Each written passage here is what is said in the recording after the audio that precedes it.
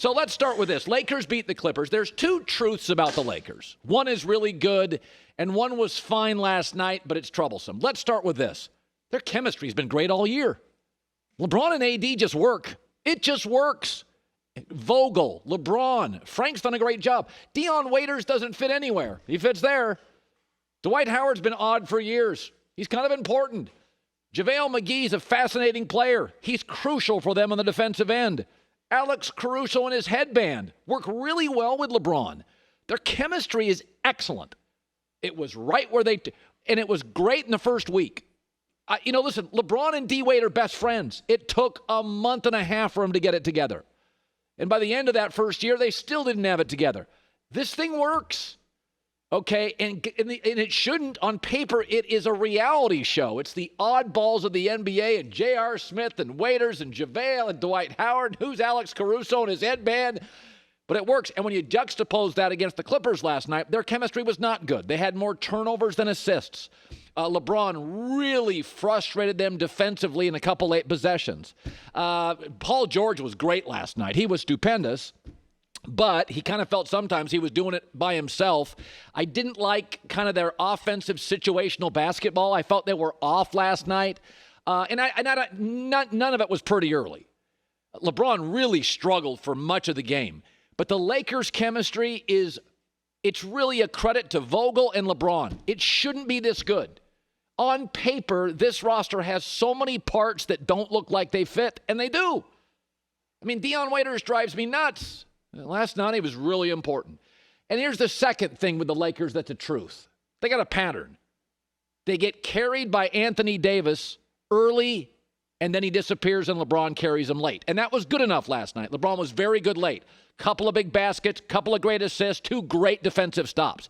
Anthony Davis, this year, shoots 53% from the field in the first three quarters.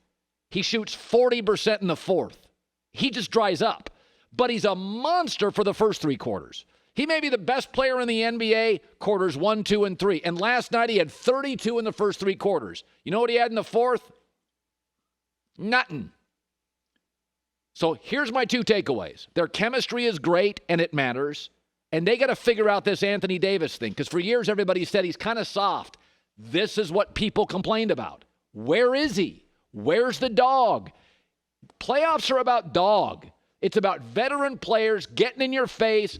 Kevin Garnett, Dwayne Wade, tough guys, LeBron, Kawhi, getting in your face. A lot of guys they just don't have dog in them. They're talented, they don't got dog in them.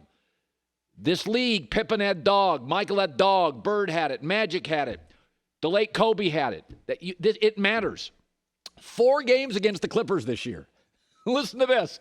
Anthony Davis's fourth quarters. And remember, this is a top 5 offensive player in the league. This is a great talent. I mean, you watched last night. When he's in his game, it's lights out. You can't stop him. Clippers, fourth quarter, 4 games. Anthony Davis, 0, 4, 4, and 2 points. The hell? That is a problem. This is why I don't consider him a championship team. Now, it worked last night because Lou Williams didn't play. Best 6-man in the league. Montrezl Harrell's size, 19 a game. He didn't play. The Lakers bench outscored the Clippers last night. It's not the way it's going to work if they keep playing. But I will say this, wildly fun. LeBron, who struggled early, was tremendous late. He had that shot he missed, follow-up shot. He had a couple of huge assists. LeBron did something last night that was really impressive. 17th year in the NBA. 2 huge defensive stops. In fact, it's either the last or the second to last possession, he stopped Kawhi and Paul George. 17th year in the NBA. Even great players, after about year 12 in the NBA, they stop playing D.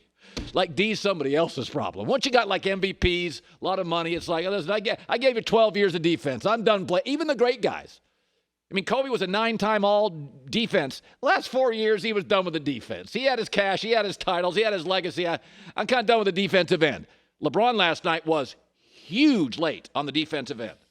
So, and it was a great night of NBA. Now I'm frustrated. Now this is getting out of hand. Zion Williamson was on a minutes restriction. What, this isn't like He's not a football player on concussion protocol. He's not a baseball pitcher off Tommy John surgery. Zion was on a minute restriction. This is bulldoze parenting by the Pelicans. We talked about this yesterday. There's a term called helicopter parenting when parents hover over their kids to make sure they're safe. The new term is bulldoze parenting, where you just clear a path for your kids. Pelicans, you need to win these games. You're not in the playoffs yet. You got to win these games. You had the game. Zion wasn't on the floor at the end. Put him in for 2 minutes. He's not dealing with concussion protocol. He's not a Tommy John surgery case. Put him in the game. Alvin Gentry, his coach, protecting him, discussed it. We wish we could have played him down the stretch, but he had used the minutes that was given to us. So that's just that's the way it is. I mean, we weren't going to stick him back out there. Our medical people said that we played him in the minutes that was allowed us to play him. Was his conditioning that bad? Because he had. Well, let me look this up real quick. Didn't he have like 15 points in 13 minutes? Not that bad of shape. Maybe it was 13 points in 15 minutes. Either way, not that bad of shape. Here's the other thing. Brandon Ingram is the all-star for this team. Zion's the MVP. When he was on the floor this year, they're plus 11. He's off, they're minus 4. That is a monster swing. He's the MVP. He has a physicality that Brandon Ingram does not have. There are just certain people, Joy talked about it yesterday, walk into the room and kind of own it. Zion walks into the room, it's like, damn, even in NBA circles, it doesn't look like anybody else. There is a physical presence with him that is so crucial. Put him back in the game. They need the wins. Here's the other thing. So Zion, off a real injury, now it's just because he's not in perfect shape. And for the record, I don't think anybody's in great shape yet. So Zion in college, he got hurt. Remember at Duke? He was out a month. He came back for the ACC tournament. I looked this up this morning. You know how many minutes he played in the first 3 games back? 36, 35, and 40. MVP of the ACC tourney. You got him stopping at 15? Because he's got a little belly? Is anybody in great shape now? I mean, seriously. This isn't Tommy John. This isn't concussion protocol. Just put him in for the last 90 seconds.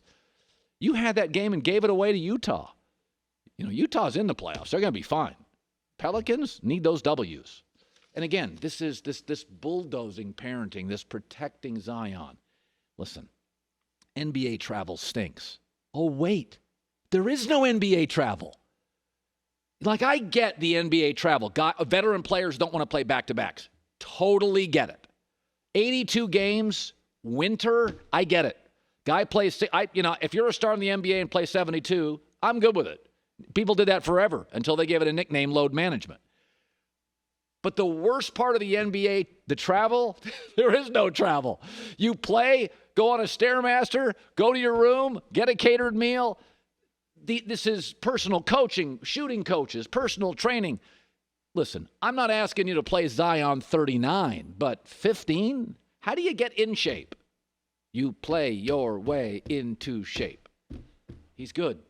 We can go up to 20 minutes. We're good. And last night, that was your game, Pelicans. That was your game. This isn't Steven Strasburg. This isn't pitcher limits. I get pitcher limits. I do.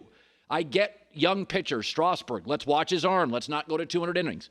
I get those. I get people, concussion protocol, like, one more week. I get all that stuff. I get if he had an ACL tear. I get it. This is because, he needs a few more days on the treadmill. Last night, I'd have said, what's the clock say, 2:15? Boom, back in. Because when he's on the floor, he may not be the all-star yet on this team. He's the MVP.